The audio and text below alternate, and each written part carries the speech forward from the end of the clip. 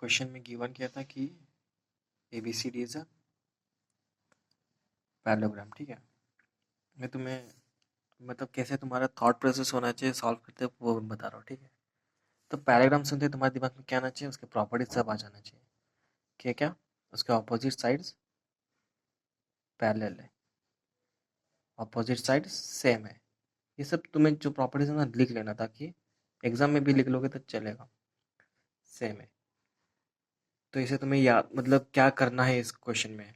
कहीं अटक इसमें हम अटक रहे थे ना, इसमें क्या करना है तुम्हारे दिख जाएगा। देखो ऑपोजिट साइड्स पैरेलल है, ऑपोजिट साइड सेम है और ऑपोजिट एंगल भी सेम होते हैं इसके। ठीक है, पैरेललोग्राम सुनते ही तुम्हारे दिमाग में और प्रॉपर्टीज आना चाहिए। क्या ये पैरेलल लाइंस के बीच में अगर एक लाइन ऐसे ट्रांसवर्स होता है तो ये angles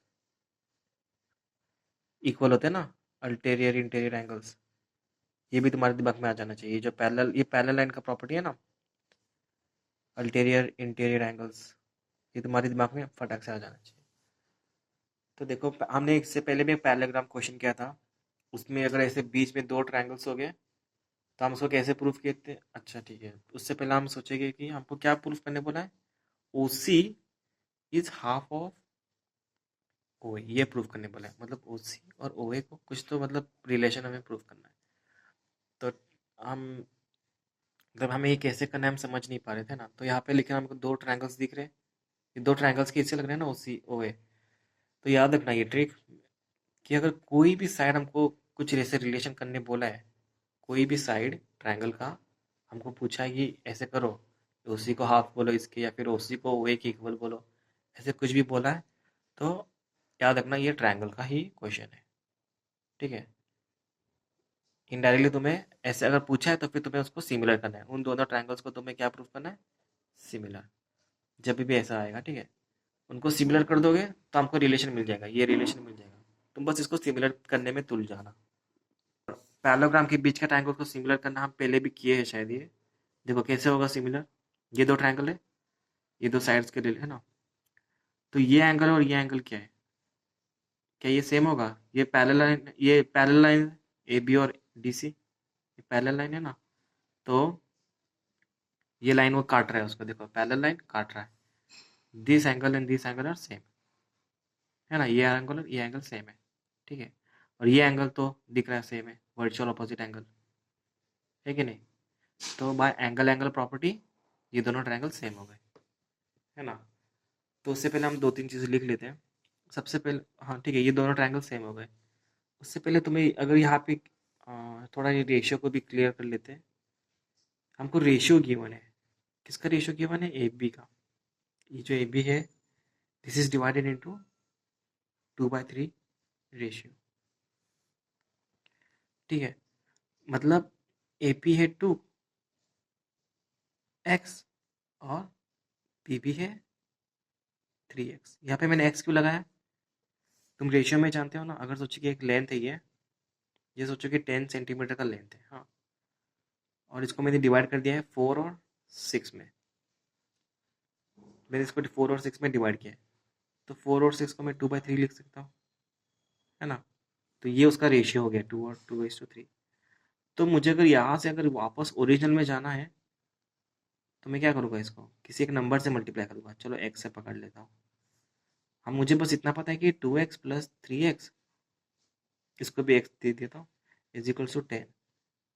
5x is equals to 10, x is equals to 2। तो देखो इसको मैं इधर पुट कर दूंगा, वापस हमको मिल जाएगा 4 और 6। तो इसलिए हम यहाँ पे x लगा, तो मुझे तो पता होगा रेशियो में हम ऐसे अगर किसी का रेशियो गिवन है उसको हम इक्वल्स टू में करने के लिए हम उसको x लगाते हैं ना। जैसे कि वापस बता रहा हूँ, AP/PB इज इक्वल टू 2/3 दिया है रेशियो, तो हम ऐसे लिख सकते हैं ना, AP is equal to 2x and PB is equal to 3x। कोई एक नंबर से मल्टीप्लाई करके वापस अपने ओरिजिनल वैल्यूज में आ जाएंगे। कोई एक नंबर से मल्टीप्लाई करके, पर हमें उसकी चिंता नहीं करनी है। ये बस तुमको मैं रेशियो समझा रहा हूँ क्या होता है रेशियो, इतना पार्ट। ठीक है, तो मैं क्या ऐसे ऐसे लिख सकता हूँ, AP is equals to 2x given है, PB is equals to 3x और ओ सी इस सब को लिख लेते हैं, Q D is equal to 4x, Q C is equal to 1x। लिख लेना जो भी गिवन है लिख लेना, P P is equal to 3x, D C is equal नहीं, D Q is equal to 4x and Q C is equal to 1x। यहाँ पे मैंने x क्यों लगाया तुम समझ गए हो ना। ठीक है, अभी हम वो जो ट्रायंगल्स है वो सेम हो चुके हैं, हम यहाँ पे सभी लिख लेते हैं। अभी लिखोगे कैसे में, देखो हाँ, ये एंगल और ये एंगल सेम है, मतलब एंगल ए और एंगल सी सेम है। देखो मैं कैसे लिखता हूँ इनको, नेमिंग कैसे करता हूँ, मुझे पता नहीं क्या है नाम है उनका, मतलब कौन सा किधर है, कौन सा साइड सेम है किसके। याद है मैंने कहा था ट्रायंगल्स का नाम ठीक से लिखने के लिए। तो देखो angle A similar to what, angle सी।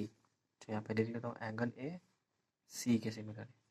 और यहाँ पे तो एंगल ओ दिख रहा है, एंगल ओ भी ओ से सिमिलर है। इस ट्रायंगल का एंगल ओ और इस ट्रायंगल का एंगल, और लास्ट में बचा क्या, पी और क्यू। देखो एक बार वेरीफाई कर लो सेम है क्या, एंगल ए एंगल सी से सेम है, हाँ मैंने सही लिखा है। एंगल ओ से सेम है, ओ ओ। एंगल पी एंगल क्यू से, पी और क्यू। ठीक है, ऐसे तुम लिखना, ठीक है, प्रैक्टिस हो जाएगा। एंगल अभी in triangle this and this, अभी हम इसको, हमें तो पता है कि सेम ही है दोनों ट्रायंगल। क्या क्या सेम है, एंगल ए मैं भी यहाँ पे शॉर्ट में लिख रहा हूँ, तुम पूरा नाम लिखना। Angle A is equals to angle C Q, reason क्या देना, अल्टीरियर इंटीरियर एंगल्स। और एंगल ओ इज सिमिलर, मतलब कॉन्ग्रुएंट है ये, ठीक है, एंगल्स कॉन्ग्रुएंट होते हैं, vertically opposite angles. So by a triangle AOP is similar, similar है ये, ठीक है, हम कॉन्ग्रुएंट नहीं, याद रखना। तो अगर ये सिमिलर है तो इसका मतलब इनके रेशियोज भी सिमिलर है, रेशियोज इक्वल है। कैसे रेशियो लिखोगे, AO by CO is equals to OP by OQ is equals to AP by CQ. ठीक है, अब ये रेशियो आ गया। देखो यहाँ पे क्वेश्चन में देखो ओ सी और ओ ए, मतलब कि हमको जो प्रूव करना है ओ सी और ओ ए का कुछ रिलेशन करना है। यहाँ पे ओ सी और ओ ए दिख रहा है ना, तो देखते हैं अभी हम। और देखो यहाँ पे अभी तुम यहाँ पे अभी आ गए, अभी इसके बाद क्या सोचना, यहाँ पे देखो गिवन हमको दिया है, एपी का वैल्यू हमको दिया है ना, ये 2x हम खुद निकाले, और सी क्यू का वैल्यू कोई क्या क्या यूज कर सकते हो देखना अपने इधर, 1x। तो ये वैल्यू पुट करके देखो क्या हो रहा है, ओपी और ओक्यू कुछ नहीं दिया है, तो फिर हम इसको और इसको ले सकते हैं, ठीक है, इसको और इसको लेके आगे बढ़ते हैं। देखो तुम यहाँ पे गिवन सब लिखे हो ना, इसलिए तुम्हारे दिमाग में ये सब आ जाना चाहिए। ये तुम गिवन इसलिए मैं लिखने बोलता था कि आगे क्या करना है, कहीं पे अटक जाए तो यूज होगा। A by C O is equals to, AP का वैल्यू कितना है 2x, और सी क्यू का value 1x, X X cut गया, A O by C O is equals to 2/1। तो मैं सी ओ को उधर ले लूँगा, 2 को इधर ले लूँगा, देखो क्या होगा, इक्वल्स टू सी ओ। यही बोला था ना मैं, O C is equals to half of A O. समझ में आया कैसे हुआ, बस हमने ये सिमिलर ट्रायंगल्स कर दिया। ट्रायंगल सिमिलर है, ये तो इजी था। ये रेश हमने एपी का वैल्यू 2x, पीबी का वैल्यू 3x लिखा, ये भी तो इजी था, बस इतना ही करना था, हो जाएगा। देखो मेन चीज़ था ये चीज़, क्वेश्चन देखते ही ये चीज़ तुम्हारे दिमाग में आ जाना चाहिए, ये वर्ड सुनते ही, ठीक है। और ये रिलेशन बोला है किसी एक साइड को, किस इसको एक साइड के साथ कुछ तो एक साइड करना है, दूसरा साइड करना है, तो फिर याद रखना ट्रायंगल इन दोनों को सेम कर देना है, ठीक है।